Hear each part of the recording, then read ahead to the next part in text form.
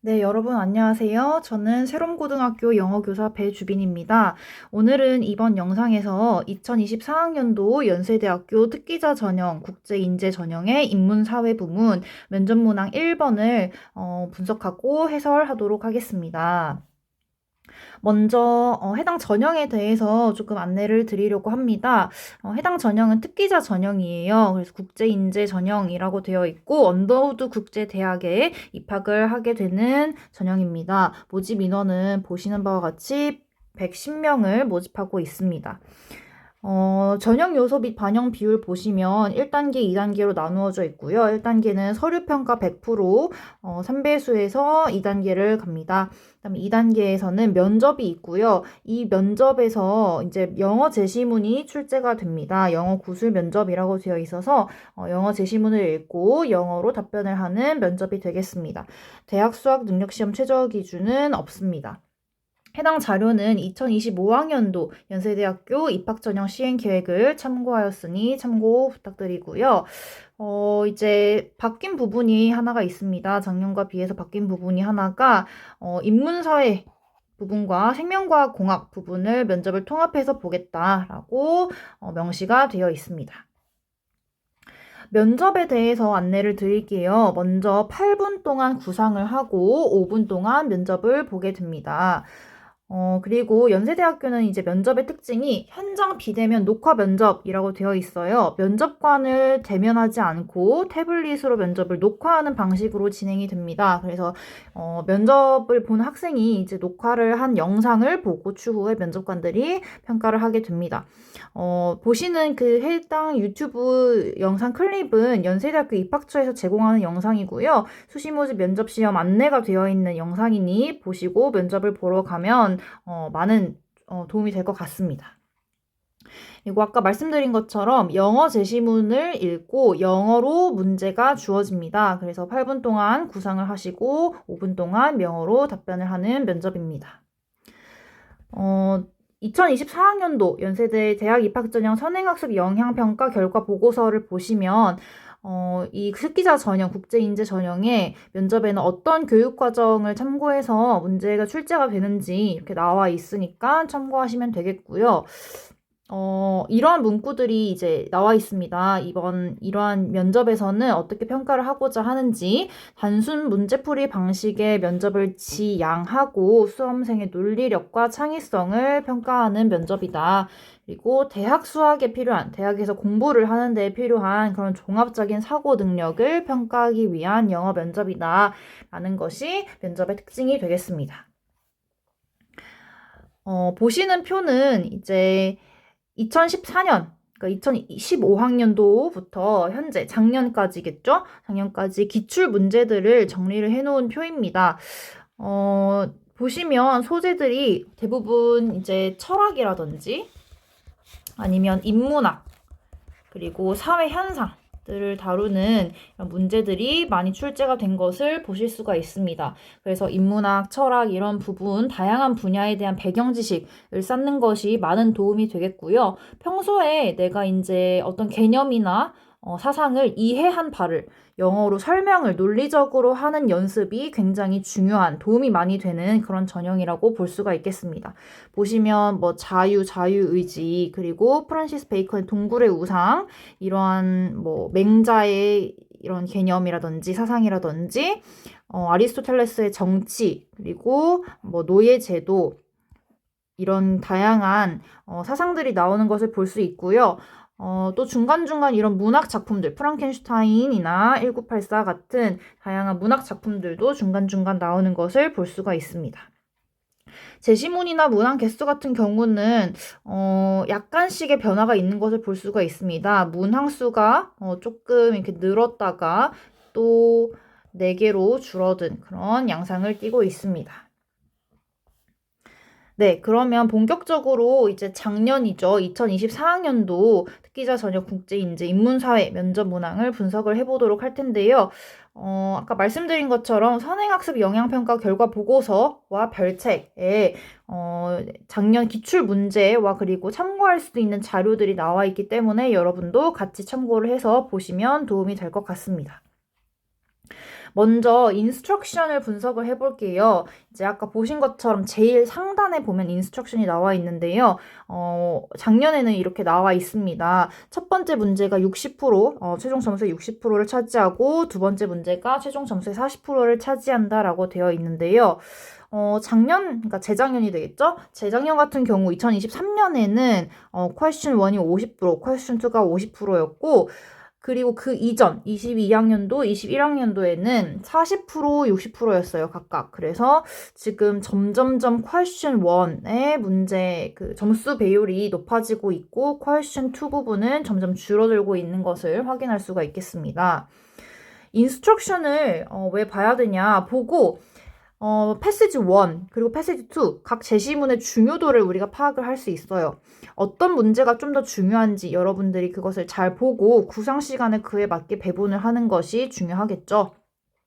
그리고 question 2를 이렇게 슬쩍 구성을 할 때 먼저 본 친구들이 있다면 of the two ideas of justice considered in passage 1이라고 되어 있어요. 그래서 두 번째 문제 question 2를 풀기 위해서는 제시문 첫 번째겠죠. passage 1에 대한 이해가 선행되어야 함을 알 수가 있는 대목이었습니다. 그러면 한번 question 1을 구체적으로 한번 살펴볼게요. A와 B 두 개의 질문으로 나누어져 있고요. 먼저 A부터 한번 살펴보도록 하겠습니다. 해석을 해보면 트라시마코스라면 당신이 트라시마코스라는 이제 철학자라면 소크라테스에게 어떻게 반응을 할 수 있을 것인가 라는 문제입니다. 그래서 소크라테스와 트라시마코스라는 철학자의 관점을 각각 이해를 해야지 답변할 수 있는 문제가 되겠고요. 이제 역대 기출 문제들과 비교를 했을 때는 이 A라는 질문은 사실 조금 평이한 난이도를 가지고 있습니다. 그 다음 두 번째 문제죠. B 부분을 한번 보시면 해석을 해보면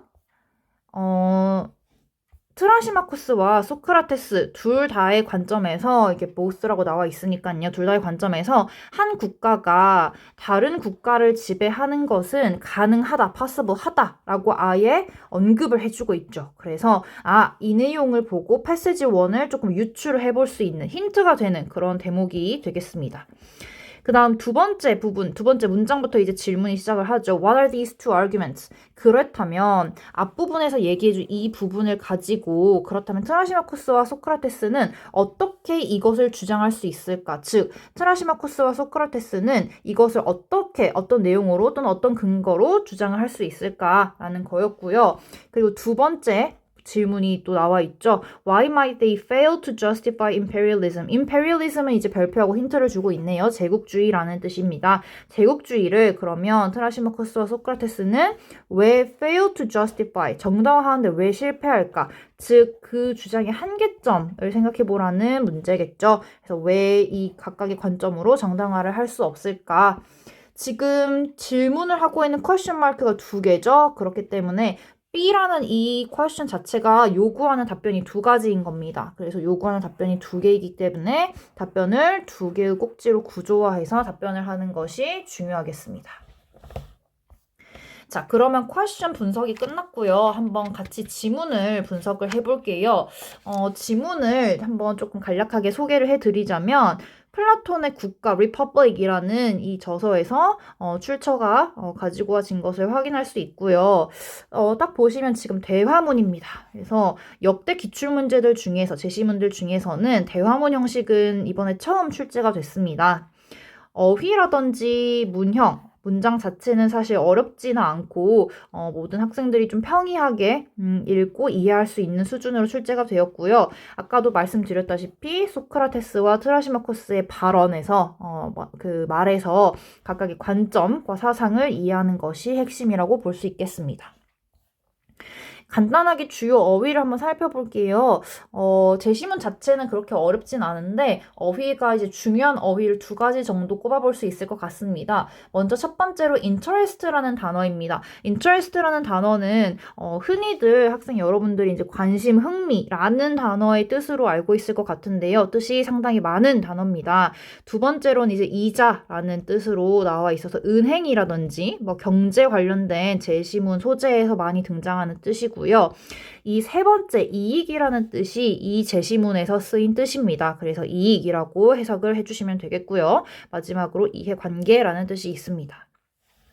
두 번째로는 이제 subject라는 단어가 굉장히 자주 등장을 합니다. subject라는 단어도 뜻이 상당히 많고요. 중요한 단어입니다. 수능이나 모의고사에서도 많은 뜻들로 다양하게 쓰이는 단어입니다. 첫 번째로 여러분이 잘 알고 있는 뜻 주제, 그다음에 두 번째 뜻도 과목 잘 알고 계실 거고요. 세 번째 대상이나 소재, 네 번째 뜻이 이제 조금 수능에서 자주 보이는 뜻이죠. 연구 대상이나 피실험자, 5번 뜻은 문법에서 많이 쓰이는 뜻이죠. 문장에서의 주어. 그리고 6번 뜻이 이번 제시문에서 쓰인 뜻입니다. 국민, 신하, 피지배층이라는 뜻입니다.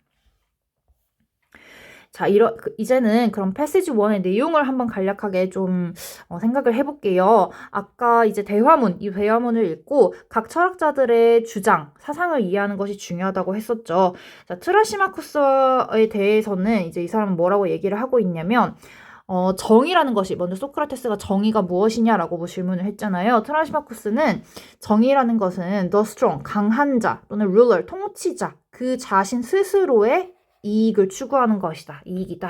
라고 주장을 하고 있고, 이에 반해서 소크라테스는 just a subject, 그 신하들, 피지배층이겠죠. 국민이나 신하들의 그런 이익을 추구해 주는 것이 통치자의 그런 정의다라고 주장을 하고 있네요. 그리고 트라시마쿠스는 ruler, 통치자, 가장 강한 자가 되겠죠. 이 사람이 법을 만드는 것이고 신하들은 그 법을 무조건 따라야만 한다라고 주장을 하고요. 이에 반해 소크라테스는 통치자의 이익은 바로 그 신하들을 위하는 것이다 라고 나와 있어요. 이제 각각 예시들도 많이 들고 있는데요. 트라시마쿠스는 shepherd, 양치기죠. 양치기가 이제 그 양들을 키워서 양들을 잡아먹거나 그리고 그 양을 파는 것이 그의 이익을 추구하는 것이다. 그 목적이다라고 얘기를 하고 있고, 소크라테스 같은 경우에는 이제 의사와 배의 선장을 예시로 들고 있습니다. 그래서 의사가 의술을 펼치는 것은 환자들을 살리기 위함이다. 의사 스스로의 이익이 아닌 환자들을 위함이다라고 얘기를 하고 있고요. 배의 선장 같은 경우에도 그 스스로의 이익이라기보다는 그 배를 타고 있는 승객들, 크루들을 위한 그런 일을 해야 된다라고 주장을 하고 있습니다. 그래서 서로가 생각하는 justice, 정의도 다르고요. 그리고 통치자로서 어떤 일을 해야 되는가, 리더관도 다르다고 파악을 하시면 되겠습니다. 그럼 이러한 이제 이해를 바탕으로 이제 답안을 구성을 해봐야겠죠. 네, 특기자 전형, 국제인재 전형에서 답안 구상을 한번 팁들은 어떤 것들이 있는지 한번 소개를 해드려 볼게요.